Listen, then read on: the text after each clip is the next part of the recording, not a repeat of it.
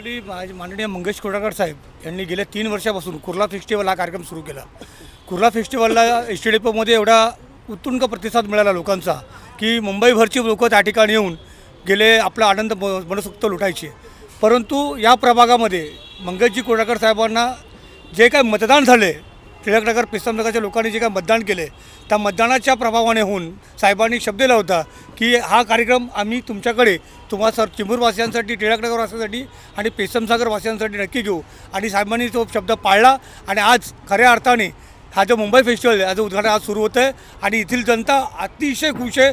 आत्ताच कमीत कमी 1000-1500 माणसं आतमध्ये उपस्थित आहे, साहेबांचीच प्रतीक्षा करतात आहे आणि गेले यानंतर आजपासूनचा कार्यक्रम शेवटपर्यंत हा चांगल्यात चांगल्या प्रकारे देण्याचा आम्ही प्रयत्न करू।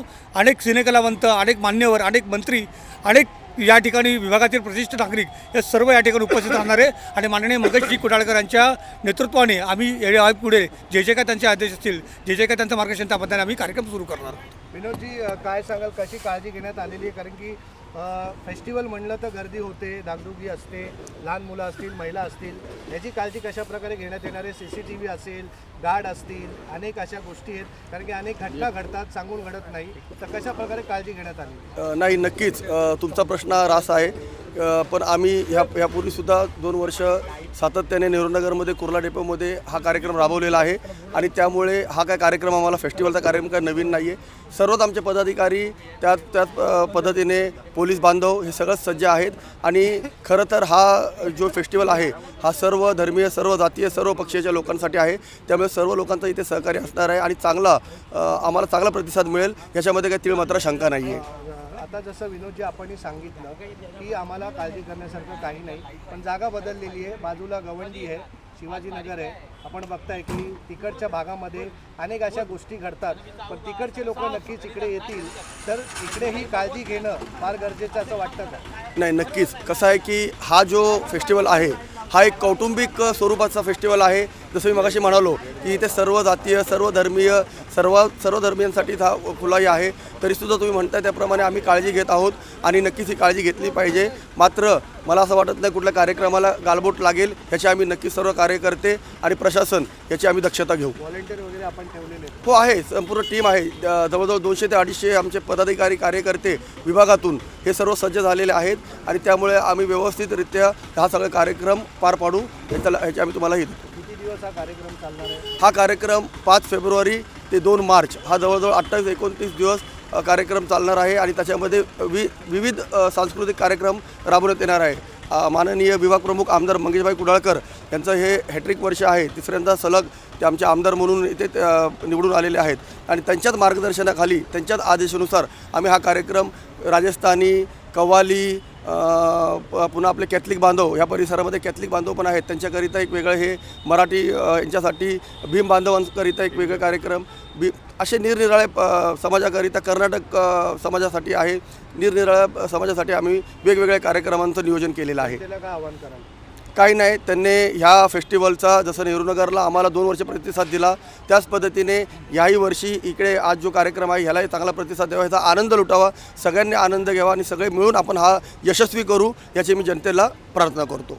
काय भावना आहेत? तिसऱ्यांदा निवडून आले आणि जनतेच्या सेवेसाठी परत सज्ज झालेले आहेत, काय वाटतंय? खरंच खूप आनंद होतो आहे की मंगेशजी हे अतिशय लाडके आमदार आहेत या विभागातले। त्याचं कारण असं आहे की एक शांत स्वभाव, कोणालाही न दुखवणार, कामाचा डोंगर रचलेला आहे आपल्याला माहीत आहे आणि त्यामुळे त्यांची हॅट्रिक ही झालीच आणि हॅट्रिक झाल्यामुळे तो हा एक विजयोत्सव म्हणा की आज हा जो मुंबई महोत्सव, आज त्याचं उद्घाटन आहे, थोड्याच वेळात आता होईल।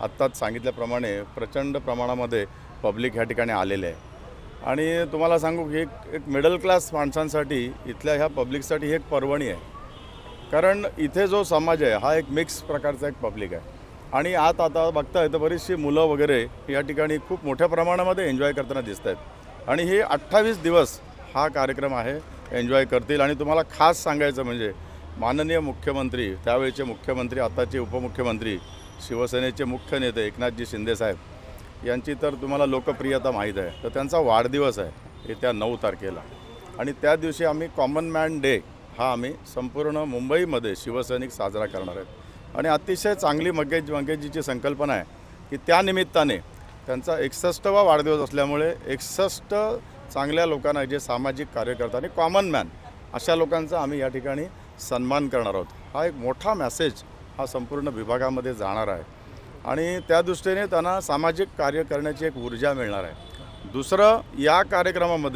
कार्यक्रमाच्या दरम्यान आपला सर्वांस माहीत आहे की 27 तारीख हा मराठी भाषा दिवस म्हणून आपला साजरा आपण करतो आणि यावर्षी मराठी भाषेला अभिजात भाषेचा दर्जा मिळाला आहे आणि म्हणून एक विशेष कार्यक्रम आपण 27 तारखेला या ठिकाणी आयोजित केलेला आहे.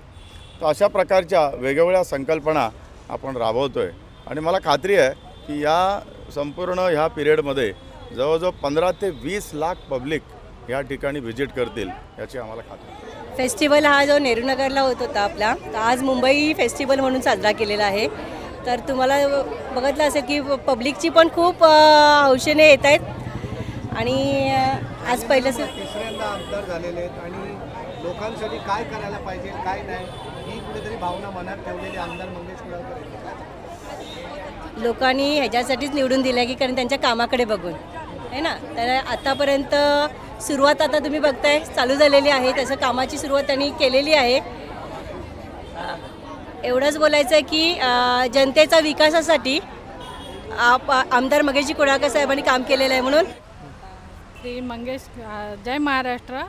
मंगेश कुडाळकर साहेब आमचे आमदार आणि खूप चांगलं फेस्टिवलचं आयोजन केलेलं आहे. दरवर्षीप्रमाणे यंदाही ते केलेलं आहे. आम्हाला सर्व महिलांना खूप आनंद आहे. जय.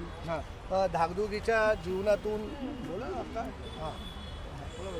धाकधुकीच्या जीवनातून थोडासा आनंद कुठेतरी माणसाला हवा असतो. तो या फेस्टिवलमधून आम्हाला हा आनंद खूप मिळणार आहे.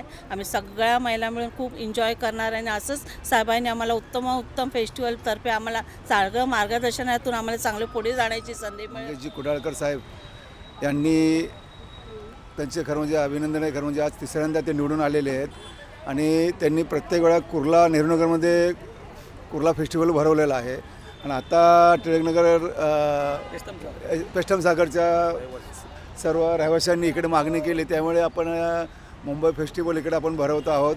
चांगल्या प्रकारे त्याला प्रतिसाद आहे आणि बरेचशा लोकांनी त्यांना सहकार्य केलेलं आहे. काय वाटतं तुम्हाला, काय वाटतं, काय भावना काय? भावना म्हणलं तर आता गेल्या वर्षी आमच्या कुर्ला नेहरूनगरला फेस्टिवल झाले होते.